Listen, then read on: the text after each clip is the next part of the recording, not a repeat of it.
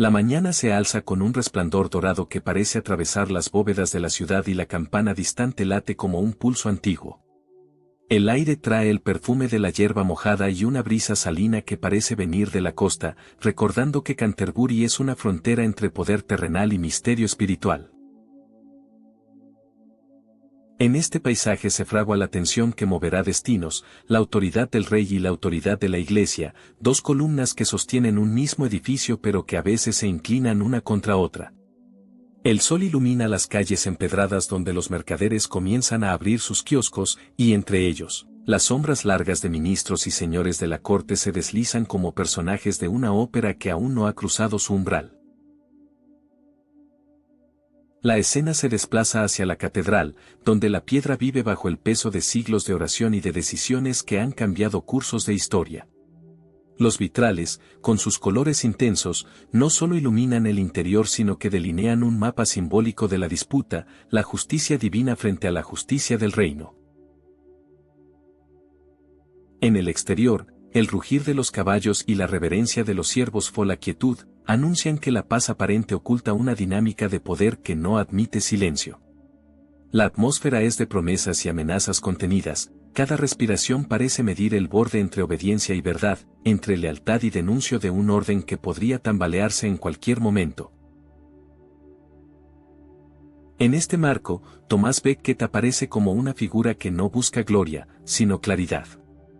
Su presencia, modesta y resuelta, contrasta con la magnificencia de los palacios reales y la pompa de los prelados. La ciudad respira a través de su serena pobreza, una pobreza que no es ausencia sino elección, un testimonio de que la grandeza puede nacer de la sobriedad y de la entrega. Los primeros pasos de su camino revelan una conciencia que no teme a las corrientes del mundo, porque sabe que las corrientes no generan virtudes, las fortalezas son las pruebas de la fe. Y así, mientras el sol asciende y parece bendecir la tarea que le espera, se perfila la pregunta que cada oyente debe hacerse: ¿qué precio está dispuesto a pagar un hombre por obedecer a la verdad cuando la verdad se enfrenta al poder terrenal?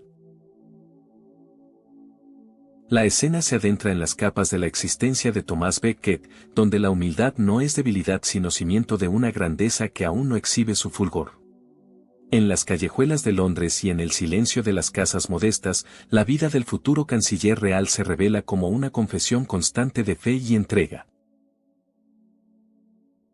Su infancia, marcada por la pobreza y la carencia, no es mero detalle biográfico, es la forja de un alma que aprende a escuchar la voz de lo trascendente en medio de la carencia. Los signos de sufrimiento que lo acompañan, un cuerpo que resiste padecimientos y una mirada que busca consuelo en la oración, muestran que la santidad nace primero en pequeñas muertes diarias, en renuncias que nadie parece notar salvo el tribunal de la gracia divina.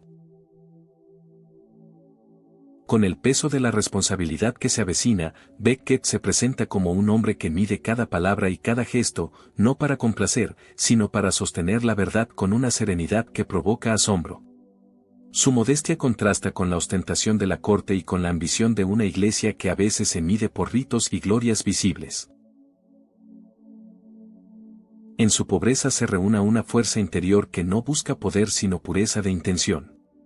Este contraste es clave, la grandeza no brota de la ostentación, sino de la fidelidad a una vocación que se reconoce en medio de la vulnerabilidad humana, como una semilla que debe morir para dar fruto.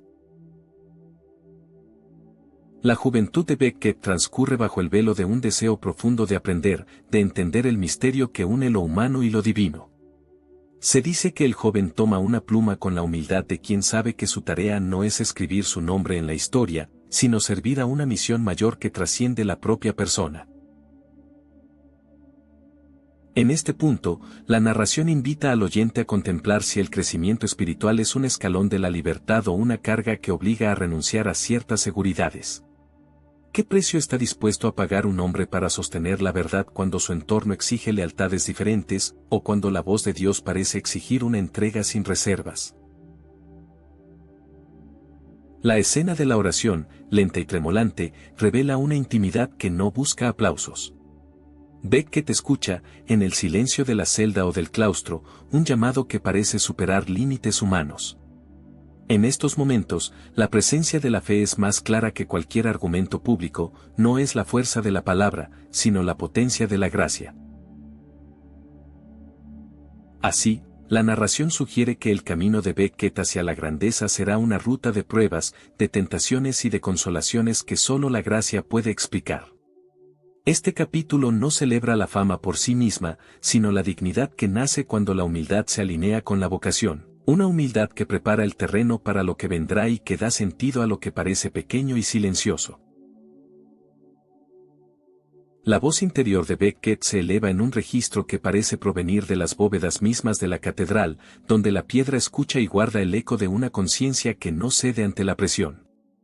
En el terreno de la política, la batalla se libra con palabras afiladas y promesas que buscan doblegar a quien sostiene una verdad que no es cómoda para nadie. El joven canciller real, ahora en ascenso, descubre que la defensa de la Iglesia no es un asunto externo sino un combate íntimo contra el miedo, contra la tentación y contra el deseo de conformarse al poder. Cada decisión parece pesar como una balanza entre obediencia a un juramento y la aspiración de una justicia que no puede ser traicionada ante el rostro de la verdad. La narrativa se adentra en los recovecos de la mente de Beckett, donde la duda no es un signo de debilidad sino la chispa que impulsa a buscar fundamentos más profundos. Se multiplican los debates consigo mismo y con fuerzas invisibles que piden lealtad a la corona por encima de la conciencia, una tentación que ya ha ensayado la experiencia de otros. En estas entrañas, la gracia brilla como una vela en un templo oscuro, no ilumina con bravatas, sino con una paciencia que transforma la resistencia en libertad.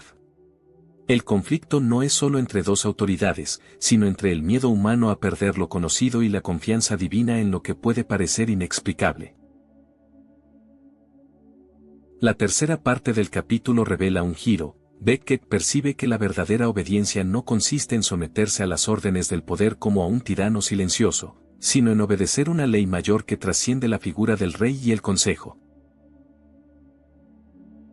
Se plantea la pregunta que resuena en cada oído que escucha: ¿quién define la verdad cuando las instituciones se enredan en intereses pasajeros?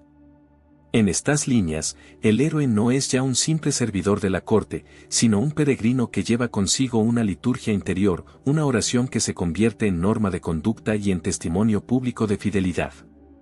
Y así, la lucha se desplaza desde las cámaras y los pasillos hacia el santuario del corazón, donde las decisiones se vuelven actos de castidad política y de coraje espiritual.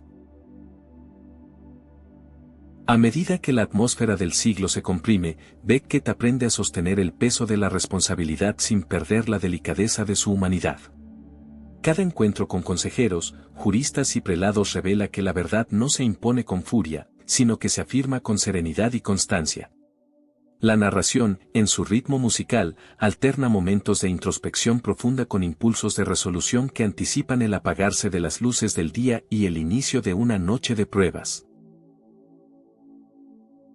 En este cruce de destinos, la pregunta no es meramente histórica, sino una invitación a mirar dentro y preguntar si la decisión tomada por un hombre puede convertir la fragilidad en fortaleza, y si la verdad que se defiende en solitario puede convertirse en una bendición compartida para toda la comunidad. El capítulo concluye dejando al oyente con la sensación de estar ante una cima no conquistada por triunfalismo, sino por la quieta convicción de que la fidelidad a la gracia. En el umbral de la historia, la catedral de Canterbury se tiñe de una luz que parece venir de otro mundo, una claridad que no admite sombras ni medias tintas. El aire, cargado de incienso y silencio, sostiene la respiración de una ciudad que intuye que está a punto de escribir una página que no podrá ignorarse. Aquí, la figura de Thomas Becket se revela no solo como hombre de fe, sino como símbolo de una verdad que no se negocia, aun cuando el costo sea la vida. El capítulo final se propone no solo contar un suceso, sino revelar el misterio de un compromiso que se convierte en legado para generaciones enteras, un legado que llama a la reflexión sobre la relación entre la autoridad terrenal y la autoridad espiritual. La escena se desplaza hacia el instante definitivo, cuando la traición íntima de la corte se encuentra con la valentía que brota desde la fe. En la penumbra de la nave, La muerte llega como un cuchillo que no distingue entre héroe y discípulo, entre santo y servidor. Pero incluso en la violencia, la memoria se enciende, los monjes recitan oraciones, los fieles caen de rodillas, y el sonido de las campanas parece pronunciar una verdad que trasciende el tiempo. Este clímax no es simple cataclismo, sino una liturgia de la entrega total, un acto que, lejos de suprimir la vida, la libera hacia una eternidad en la que la justicia y la misericordia no quedan separadas.